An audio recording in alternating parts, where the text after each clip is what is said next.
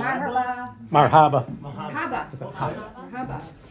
My name is Mary Sawich, and Brian, my husband, and I were posted in Jerusalem from 2016 through 18. And this is about all the different hikes that I hiked in Israel, and specifically a 5-day hike that we went from Nazareth to Capernaum. I'm doing this in the footsteps of Madonna, or all the Marys, because my name is Mary, so that's my namesake. She would actually not have been named Mary. Her name in Hebrew is Miriam. So there was a neighbor of mine who was Jewish, and she said, no, that she called me Miriam all the time. So, in Italy, I was called Maria. In Mexico, I was called Maria. And in Israel, I was called Miriam. So I wanted to do some kind of a hike. So I looked up and found this trail book, the Jesus Trail. And in it has not just the 5-day hike. There's my rest of my family. This is Julian, our grandson, Abby, our daughter. Hi, how are you? Okay, so sit next to Grandpa. There you go. And you can grab some food on, because everybody else has grabbed some food. Okay, and they can eat. You can eat while you're doing that. Okay, so this is this book was written by David Landis. He's an American, and an Israeli, Moaz Ian. It was an easy guide to follow, and the hike from Nazareth to Capernaum was 4 to 5 days, as I said. Okay, so it's got like topography, it's got places to stay, so I use this as a reference for booking our inns and things like that. So it was really great to work with. So, next slide. Leading up to the hike, I wanted to follow in Mary or Miriam's chronologically. So this is, that first slide was me walking through a little labyrinth, and the sign said on the labyrinth, "He who enters this walk shall go with health, happiness, and prosperity." I tacked that on to, this is the old city. So this is the panorama view, and we lived 2 blocks from here. And this is the Dome of the Rock right there. And so here's the old city. You could go, it was kind of higher up. We lived on the hill, the Judean, the Zion Hill, and we walked down in there. It wasn't always safe, so I went there a couple times by myself. But so here's what we're going to be talking about today. So we have Israel. This is Judea. Here is Jerusalem, pretty much in the center of the country.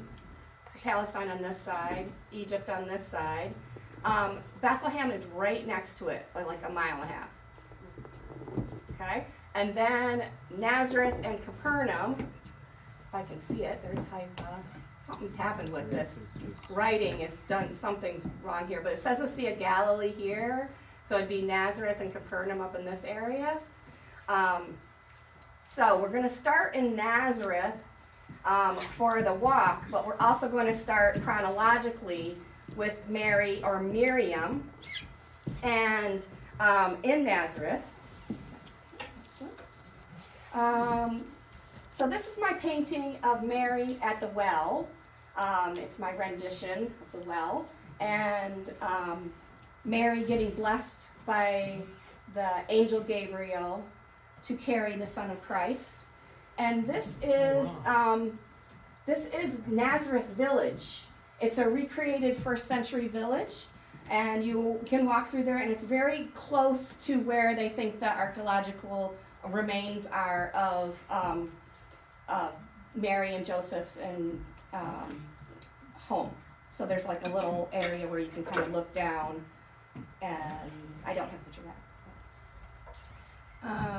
Okay, so all my paintings are in pastel, and now we're going to be, so when Mary was blessed by Gabriel, it was called the Annunciation. Never knew that word because I'm Lutheran, so, but this is the Church of the Annunciation in Nazareth. You'll see a well, but the well it won't like this. It'll look like a foot bath. So I didn't think it was that cool. And then where we went from Mary getting blessed by the Lord to carry the Son of God is we traveled to into the Judean hills. And the Judean hills, there's a town, a Christian town called En Kerem. And this is the church where John the Baptist was born. So it's the church of the visitation, because Mary traveled, as we saw, from Nazareth all the way down to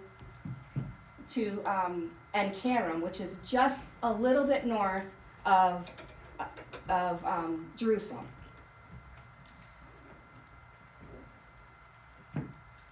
So she fled, and she had to flee. So our evidence from some of these books, like Jesus Through the Eyes of Women, and Jesus and Women, the Bible study that we're doing right now, have evidence that Mary really had to flee.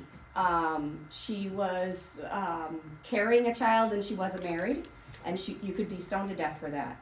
So she fled to the Judean hills to her cousin Elizabeth, who was an elderly woman also with child. And she fled to the only person who would understand her divine destiny. In Luke 1:42, Elizabeth begins by saying, "Blessed are you among the women, and blessed is the child who you will bear." Then Mary responds, "My soul glorifies the Lord." Here is the Church of the Visitation, the birthplace of John the Baptist back there, okay? All right. From En Kerem, you can stand in this beautiful little Christian village. It was my sanctuary because it was Christian. It was reminded me a lot of little towns in Italy. And these are like grapevines, and you could walk all the way. So a lot of my trails were up on this hill side. This is the Judean Hills. So when you think of the Judean Hills, it has been reforested over since like the 1970s. So it looks a lot like maybe when Jesus was around. Okay, and my second painting is here.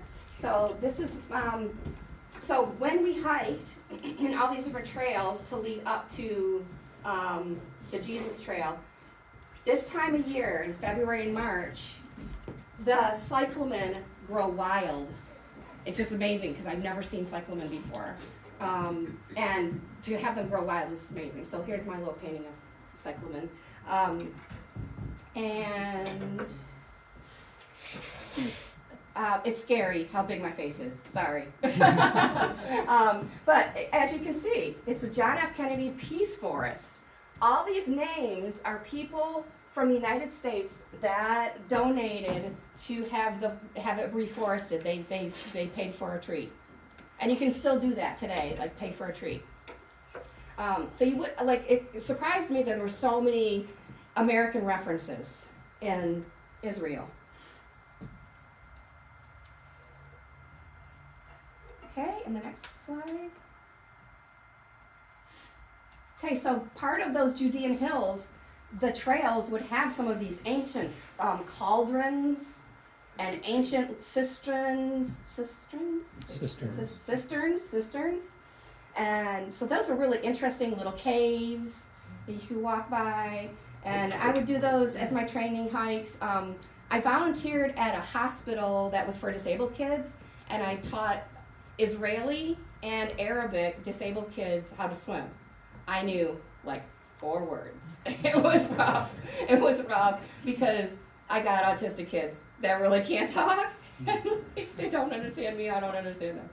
But it was they appreciated me, so, and it was something fun to do there at En Kerem. So next page, next slide. And so part of that hike in the early spring, the anemones are out, you have some hillsides. It was just beautiful everywhere you went. So it rains like just in the late fall and the early winter, and then when we were living there, it didn't rain for 6 months. So this topography changed. Like when it was rainy, you would see all these flowers that we would see in the summertime, and then boom, done. Dry, very, very dry. Okay, another hike was the USA Independence Park. So here's all the trails within there. And Brad and I did that one day. And one of my paintings shows this on this hike. There was thistles and an old basilica.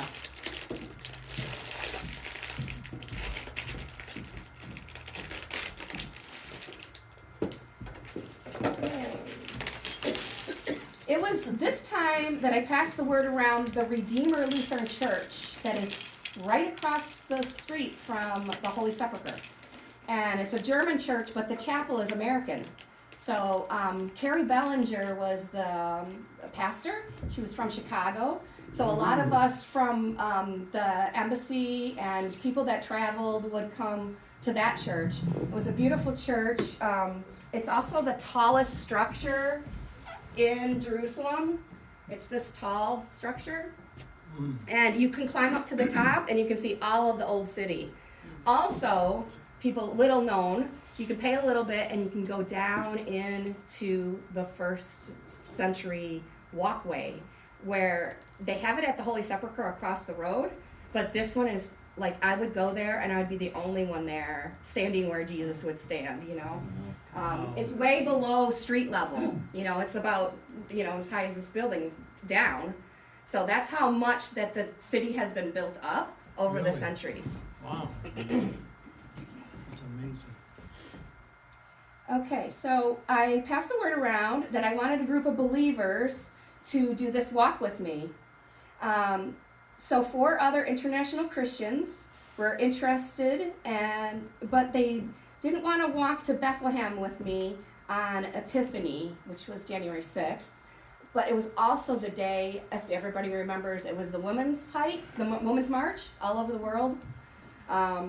So I embarked on a solo trip to Bethlehem, and several times I went to this area. It's right outside. So we were on the far end. We lived on the far end of Jerusalem, outside of the city walls, of course.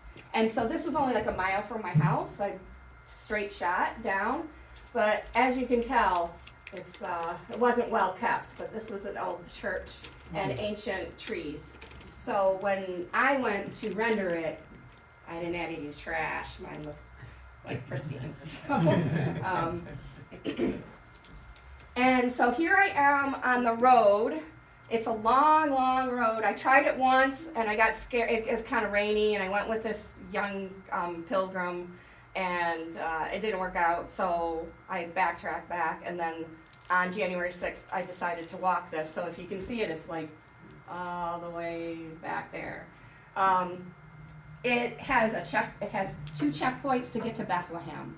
So I'm walking as if I was Mary and Joseph going to Bethlehem for the birth of Jesus. It was pretty scary because you get to the checkpoint. Of course, I'm not taking a picture at the checkpoint. They're young Israelis, fully armed. And so I pull out my diplomatic passport. I pull out my Israeli driver's license. I have my cell phone in my hand with a map showing that I'm going over to Bethlehem. And they were okay. You know, I could have been shot on because I was walking, and nobody walks. They did drive to get through the checkpoint. And I showed them that I was going to Shepherd's Field, and Shepherd's Field, to Israelis, it's against the law for them to cross the border. There is a sign. Once you cross the border, it says, if you enter this area and you're Israeli, you could the penalty of death. So none of them had ever been to Shepherd's Field. They knew nothing about it. So they're like, whatever, go. And so I traveled around. It was a 10-mile hike.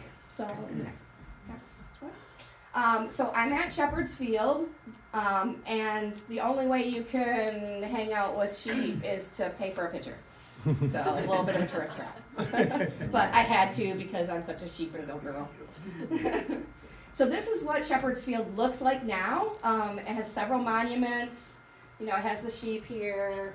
It was kind of cloudy day that day, so pictures didn't turn out great. A little chapel inside there, and a very, very small field, but it has a beautiful grotto.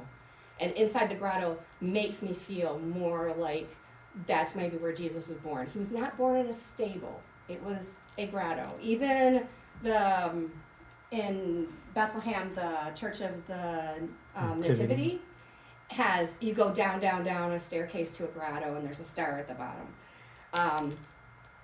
So next page, next. So this is the not so little town of Bethlehem.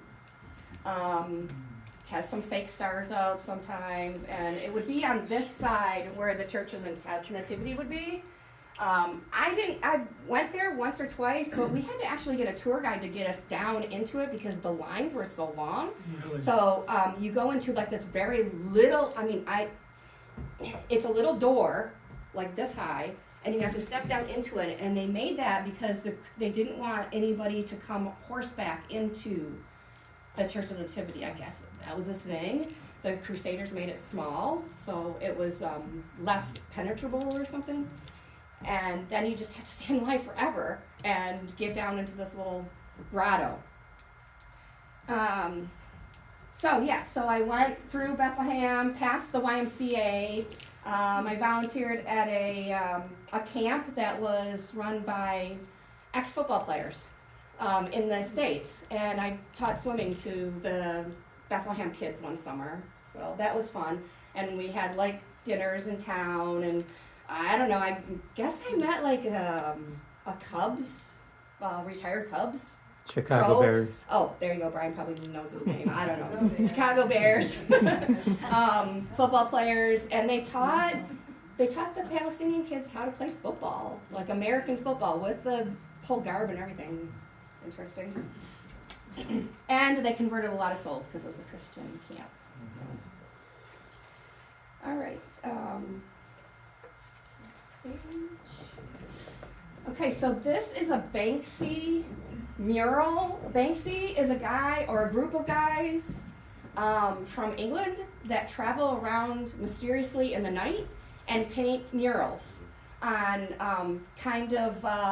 places that are, what do you call it? Politically sensitive. Yeah. So as you can see, it says, "Welcome to Bethlehem," and then it has the target. Bethlehem is considered an open-air prison. There are walls, I had to go through a checkpoint from one end, then I'm walking through the town, and I have to go through a checkpoint from the other end. So the next checkpoint would be at, I don't have a slide for that, but you can't take pictures there. It'll be too scary. So the next checkpoint is Rachel's tomb. So actual Rachel, there's a tomb there, and they fight over it. Like the men go on one side, the women on the other, but it's separate, and the Palestinians can't kind of worship there.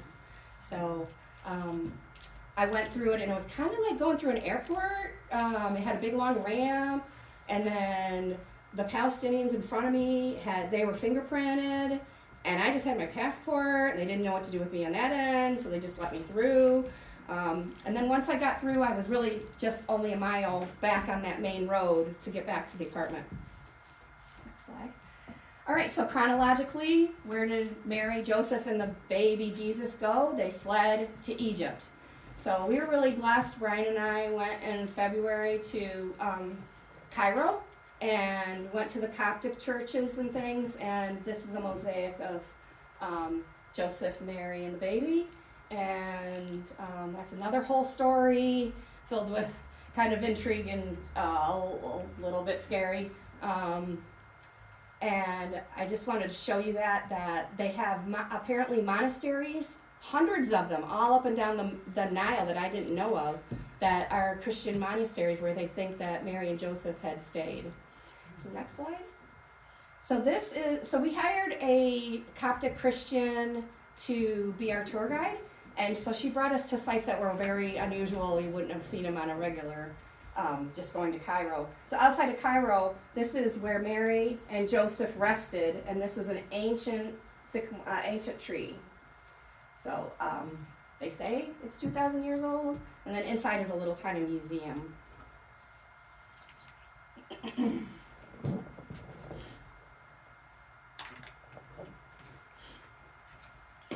Okay.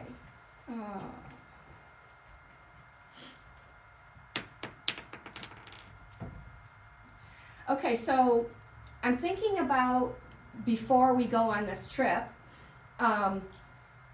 It's a hike. It's going to be great, but I'm thinking of what would Jesus want me to do? And I thought, I think we need to do something that, as a group, this is the group that went with us, to make it a fundraiser for something that maybe our church is sponsoring.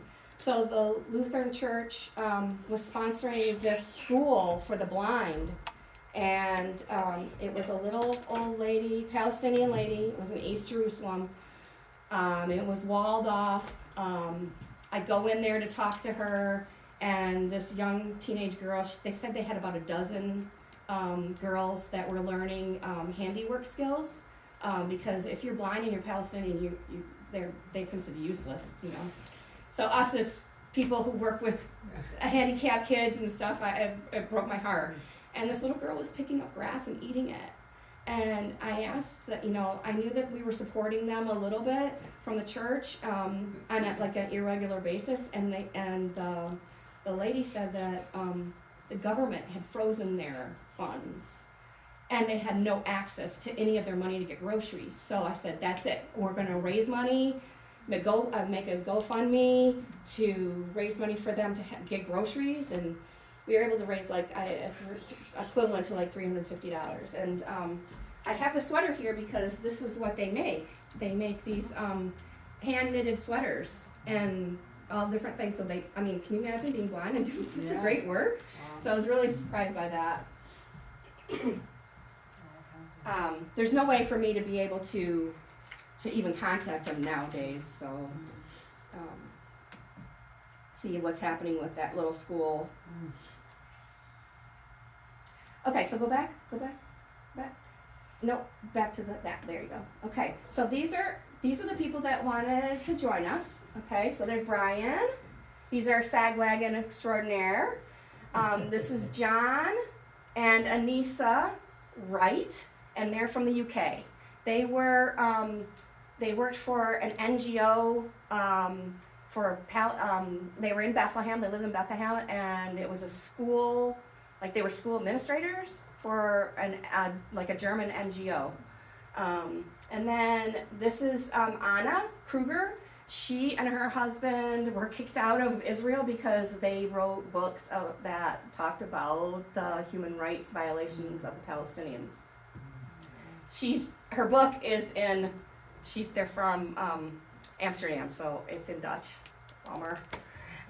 And this is Anna Marika, and she is also Dutch, and she was a wife of a Dutch Foreign Service. So there are foreign service from all over the world, and her husband was Foreign Service from the Netherlands, and me, and I'm a wellness professional and artist. So Anna Marika was also an opera singer, so sometimes she posts on she's in beautiful cathedrals all over singing.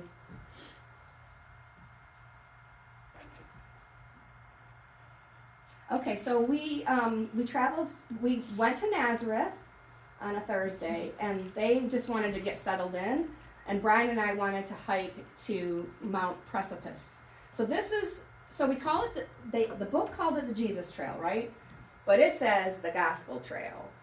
And the reason for that is that the Jewish people do not recognize the word Jesus. They call him Yahweh. And so they probably had a little problem with calling it the Jesus Trail, so they renamed it the Gospel Trail because that could also be part of their Bible, yes. So it shows like this is the very beginning where we're gonna hike and go to the Sea of Galilee.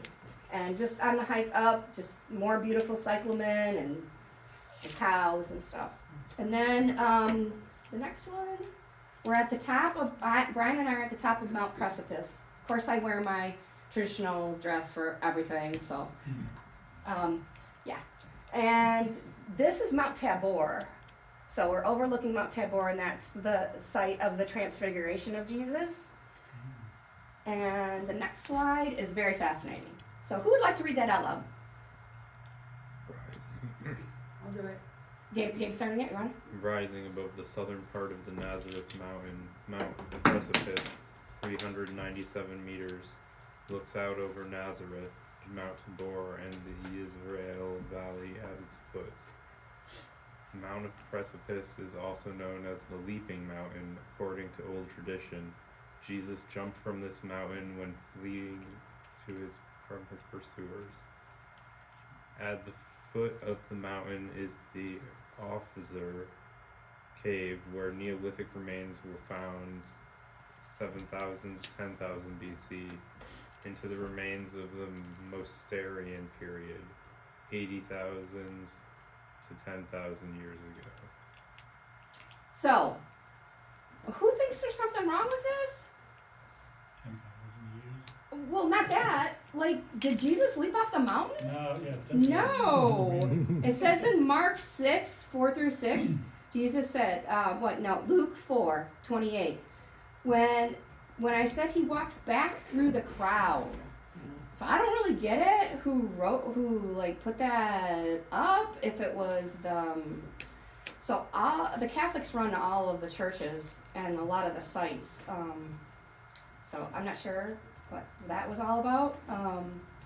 Or if it was to dissuade people from believing in Jesus. I'm not really sure. So in Mark 6, 4 through 6, Jesus said, "A prophet is not without honor except in his own hometown." He was amazed at the lack of faith in Nazareth. The next thing. So we decided as a group not to be camping. So we're staying at the Fazi Azar Inn to start with. It was a 19th century Ottoman mansion. And so it was a beautiful place to stay for the first night. And the next morning, on March 15th, 2017, we started walking through the city up a steep staircase to the outskirts of Nazareth to begin our 5-day journey and 62-kilometer hike. And there's all my other hikers. Next one. We walked past, in the village, we walked past a rooster walking around, and then the beautiful flowers, the anemones, and the hillsides. And I just believe that it's the best time of year to go to Israel is that February, March time.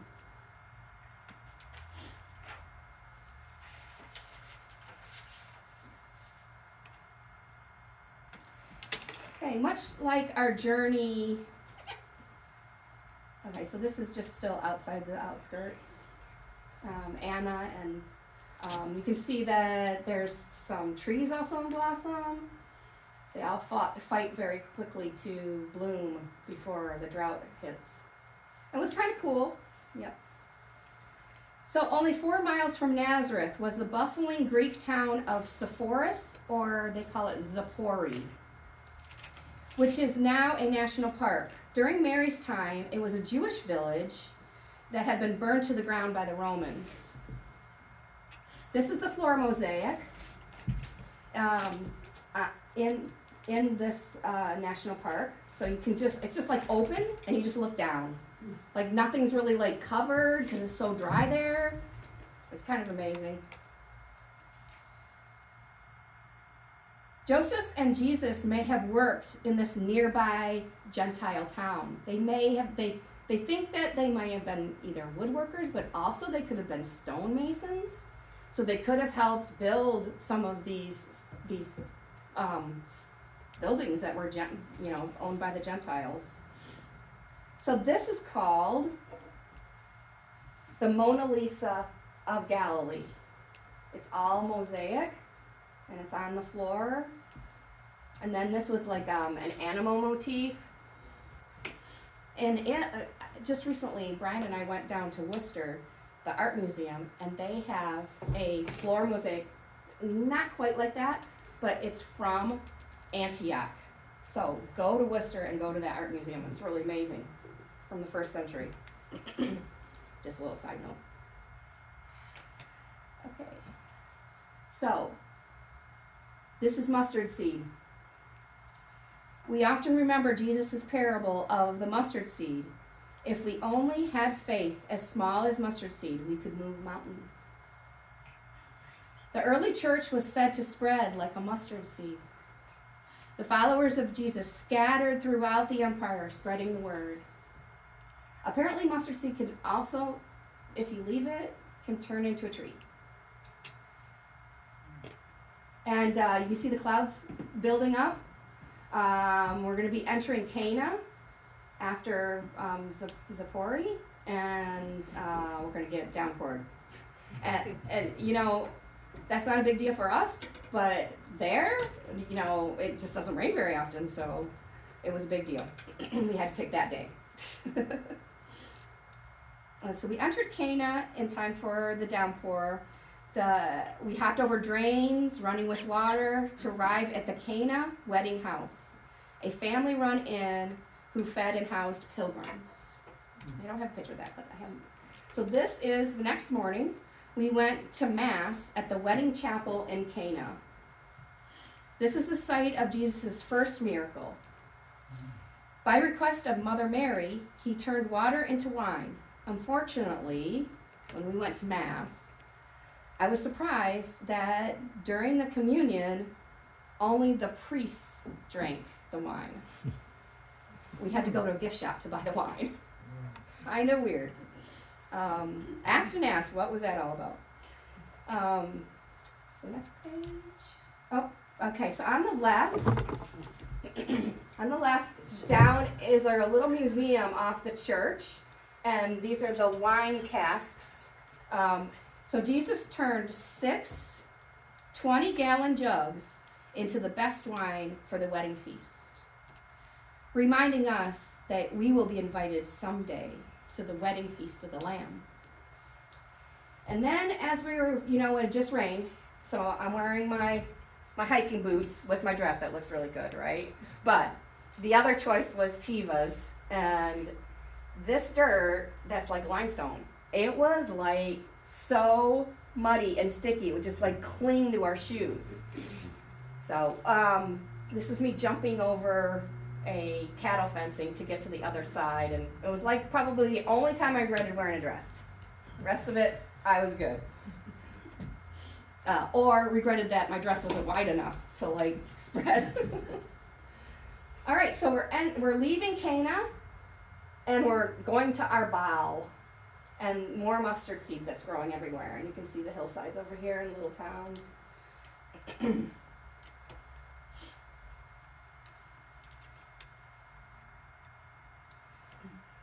So next slide. Okay, these are Roman roads that would have led all the way to Damascus. And we remember that, they're very rocky, similar to, us walking on our granite trails. Sometimes our life is a little rocky, and we have to just trust in the Lord that we're going to get through the storms and the rocky roads.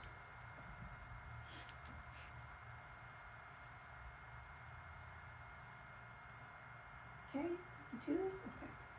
Our destination was the kibbutz Yarak Az, Echo Lodge, and Goat Farm. Of course, I had to pick a goat farm. The trails were pretty well marked, except the trail ended at a hillside. So past that, where we said Cana and Arbal, we're hiking, thinking we were going the right way, and then we get to this side of this hill, and like it just ends. And we're like, what do we do? What do we do? There was like excavation and stuff, so we walked across it and we couldn't find the trail again, so we had to backtrack. But we finally did find it. And here's a little goat. I'm such a goat girl. The yurts were full that night, so we couldn't stay in a yurt. We ended up sleeping in a yoga studio on mats, so that was kind of the worst. We roughed it. The kibbutz is a commune where everything is shared. So we had people from all over having breakfast. We had dinner and breakfast there. And we usually ate like a big breakfast, and then at lunchtime, I would just in the satchel that I made, I had a camelback that came up so I could sip on it, and then I would fill this little like bag with dates and nuts for lunch. Something that Jesus would have carried, as he was walking along. So that next morning, the trail wasn't real marked, but we headed out. It was still a little wet. And we went through tunnels to beautiful other areas. I also dream of that tunnel sometimes. It's kind of interesting. We left Liliana, so that was the town where the Echo Lodge was. And we were headed towards the Horns of Hattin. So here we are, a little worse for wear, because I promised that I wouldn't take a shower until I got to the Sea of Galilee. So I look pretty bad, and that's not like me, because I like to do just day hikes. So I was like suffering. So you can tell Pam that. Yeah. I was suffering for 3 days. So here's the Horns of Hattin in the background. See how it's getting rockier, less vegetation. So we took a wrong turn and ended up in a restricted farm. When a truck full of men came up to us, they told us we told them that we were lost, and we were just like, we're lost, we don't have any weapons, nothing. And they were like, get out. We don't know what that farm grew or what was happening, but that was the scariest experience on our trail. The road split, and half of us decided we wanted to go left, the other one go right. I'm like, let's go right. We ended up at this farm. Oh, we got to backtrack and go left. But we really think the truck was full of workers, and the open truck, they were standing up, and I really think there were guns inside. They didn't pull them on us, but yeah, it was a little frightening.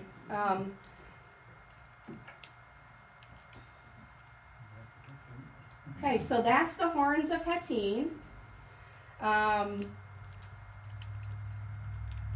The trails were like really beautiful, full of lupine and daisies, and you can see like why would these be growing in March?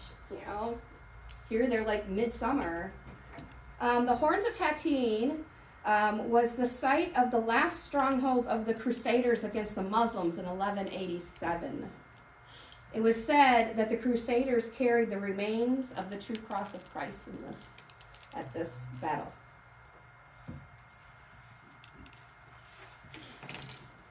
And here we are on the top.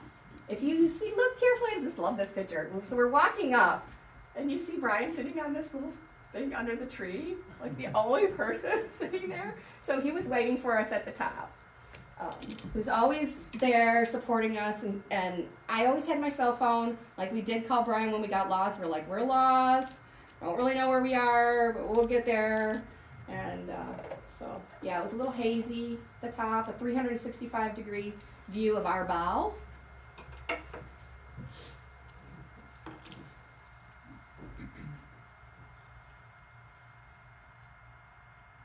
Okay, trying to find out where I am. Those trees were carob trees that Brian was sitting under. So a carob tree grows these long pods, and you open them up, and the little seeds you can eat. They're chocolate, carob chocolate, yeah.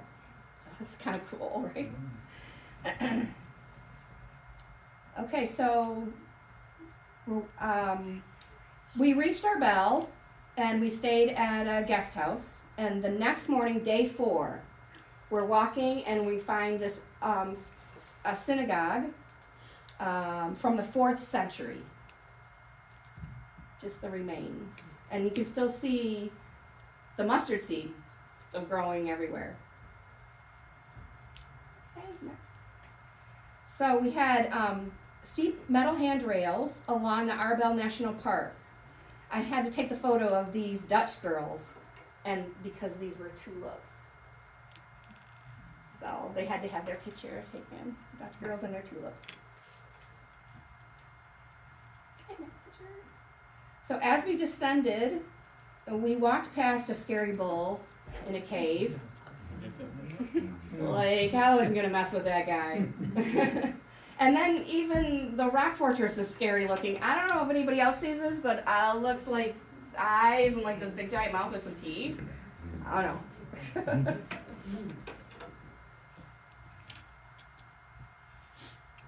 Okay. All right, so this I had to research afterwards. Very unusual flower.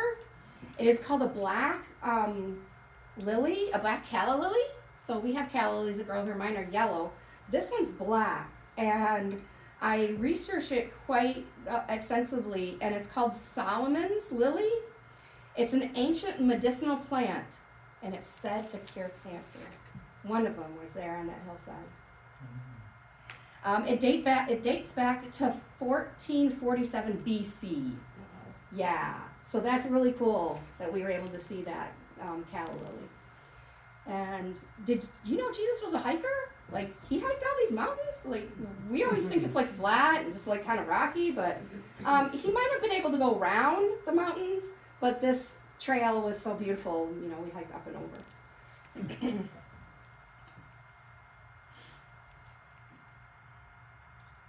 Okay, in the valley, we met Brian, and we rested at the Wadi Haman Springs. So Wadi is just the word for water or springs. Then we walked through a fruit grove, and we are near the ruins of Magdala, Mary Magdalene's hometown. On a different day, Brian and I went to it, and the group didn't want to go there, so we just bypassed it. It was very close to like a gas station. It's kind of weird. Next page. So we made it to the Sea of Galilee. That's what it looks like. So if you talk about the Sea of Galilee to any Israeli, they will not know what you're talking about.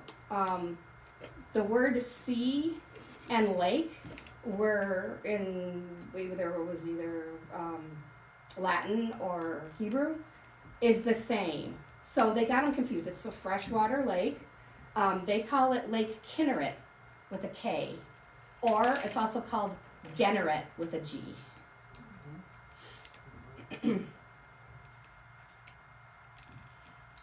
Okay, we're at, this is our destination for day 4, is the Pilger House, and the little village right before Capernaum is called Tabga, and it's a German monastery, so it's spelled, see, as you can see, the C of Gennesaret.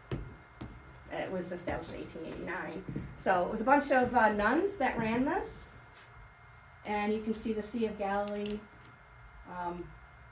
We even went out on the other side, Brian and I, and we went kiteboarding one day. It was windy. Yeah. So this, we listened to Daniel Carmen's music, and this is what his boat would have looks like when he went out, and it was just a different day that we went out on the boat.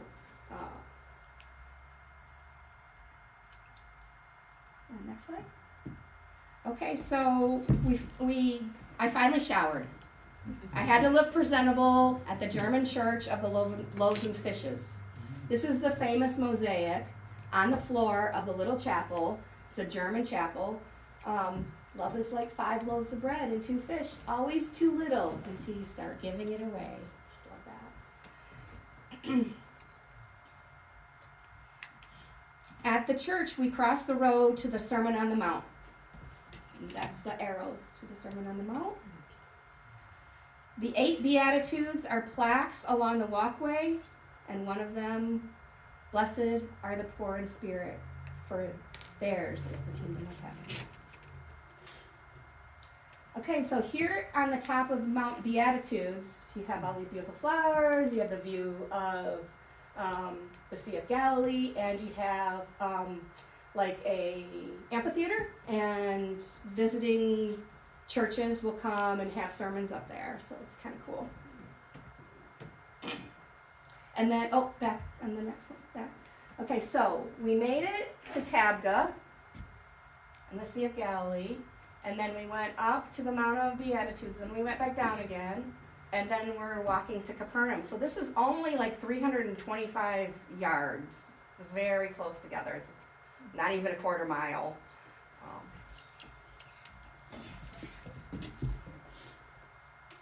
So we made it to Capernaum.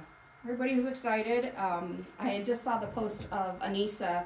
She posted 7 years a few days ago that we made it to Capernaum, and she said, even though I had blisters and aching, sore feet, and she never complained because I never heard this, it was so worth it to walk the walk of Jesus. So this is a synagogue. It's just a photograph. It didn't turn out very well. Maybe the sun was behind me or something, so I took it out of a book. A first century synagogue, and that's where Jesus usually taught. Okay, so this is an overlook of the village of Capernaum, and then underneath here is where Peter's house is. Next page. So here it's like kind of circular, this little tiny house where we imagine Jesus and all his disciples eating and talking and learning. And then just me next to a sculpture of St. Peter.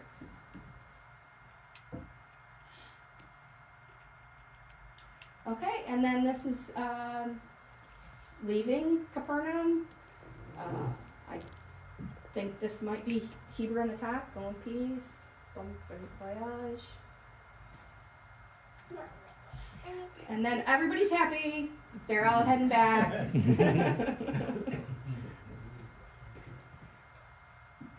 So my pilgrimage didn't end. This is the head of, so you saw the Sea of Galilee, and you just go like a couple miles down through Tiberias, and you would see where the mouth of the Jordan River. So this is how nice and clean it is, where maybe Jesus got baptized, or this is in Jericho, and this is Jordan, the country Jordan. That's how close you are from Jericho to Jordan. You could actually walk across, but they have a little thing across. And that water I went in, but it's kind of icky. So we're in Jericho. It is kind of just from Jerusalem. You would go a little north, and you'd go straight by the Dead Sea. And this is the Mount of Temptation, and I'm sitting there contemplating it. The Mount of Temptation, you can either walk up the hill, or you can take a gondola up. And there's the cave. It's an Orthodox Christian Greek church in there, where Jesus was said to stay 40 days. I didn't realize he would have been in a cave for 40 days. And let me tell you, I should have taken a picture of the view down, but it is the most fertile area, Jericho is, and it's full of fruit trees. And I don't think I could have lasted 40 days up there looking down at all that yummy fruit and stuff that's down below. I didn't even last 2 hours without water. I said, I'm going to go up and not eat, not drink, and I'm like, I'm dying of thirst. So this is down in the valley in Jericho, and we know the song from Vacation Bible School, Zacchaeus was a wee little man was he, climbed up in the sycamore tree. This is a sycamore tree, a shoot from the ancient sycamore tree, and here is Mount Temptation. So I thought it's really cool that it's maintained by, I don't know if it's the Germans that maintain that. I thought it was Russian. It was Russian? I think. So now we're back in Jerusalem. It is Holy Week. So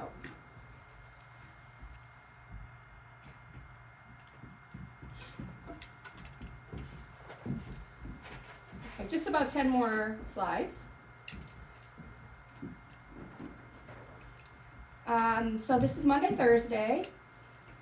I first went to the Chenerekala, I pronounced that right, the Last Supper. It's the upper room. And I did take a picture of it. I was in there with my full garb and I was sitting there. I had a weird experience before like anything was happening. They had, the Knights Templar came in, fully garbed with swords on both sides, and then it filled up. The room is smaller than this room.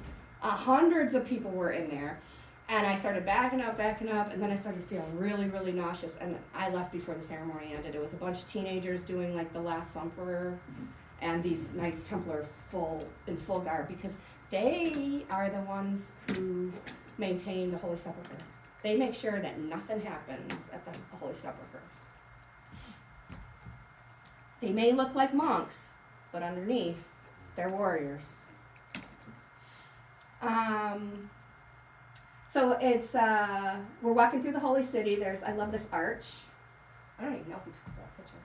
I'm with the Redeemer Lutheran Church for the Monday, Thursday walk. And we walk through the Holy City after our service, and we end up going out of the gates, the Damascus gates, and crossing over to the Church of All Nations, and this is Mount of Olives. And then I stayed, Brian picked me up, until it was dark, and they illuminate all the olive trees in Gethsemane. This is really pretty. So now it's Good Friday, and we're not, so everybody has, because there's just thousands of people that mob the Old City on Good Friday, you had a time slot. So the Protestants had 6 a.m. And this would be up all the time. I just thought that was pretty cool. And I was walking, this is probably not the same day, but I just found that this was interesting. A Orthodox Jewish father and his son walking together. This is where Becky, I said that I really, really wanted to touch the tassel. Because touching Jesus's tassel would have, the lady that was bled for 12 years, she was healed. Just I wanted to touch his tassel. Okay, so we're going through the Stations of the Cross, and this is how mobbed it is. And people are carrying their crosses. Every church has their cross that they're carrying. It started out not so busy, then it just got like by about 7:38, it was just really, really, you just kind of went with the crowd. And this was inside one of the little stops at the Station of the Cross. I can't tell you all of them. I know there's Veronica's Veil and stuff. I'm just not Catholic, so I don't know them all by the top of my head. But we are carrying our own crosses. I just felt like this was very powerful, along with Jesus.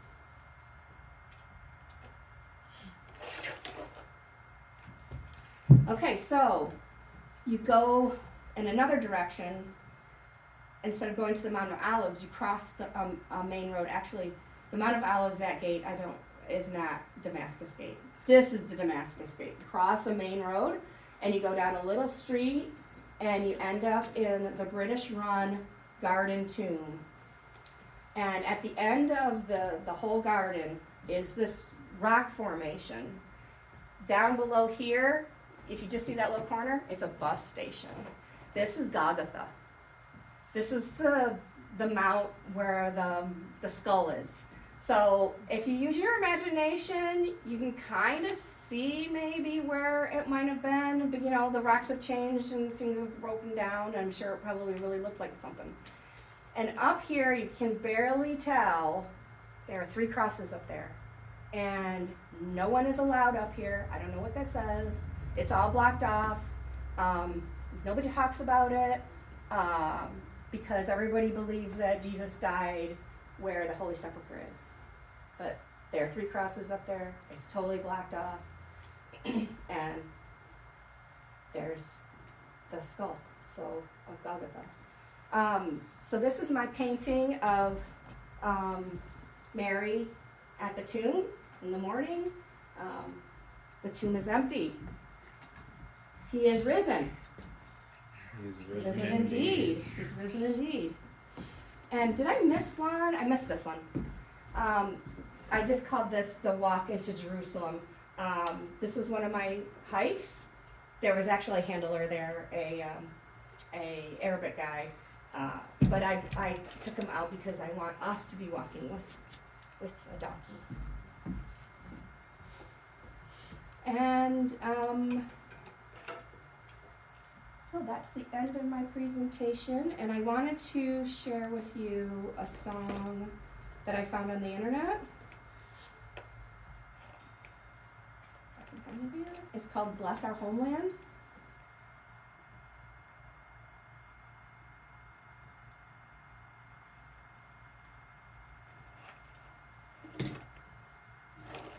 And then I wanted to know if anybody had any questions.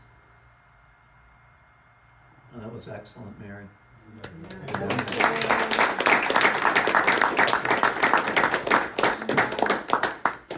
Maybe I might not find it again. It's a song from the Palestinians, because I said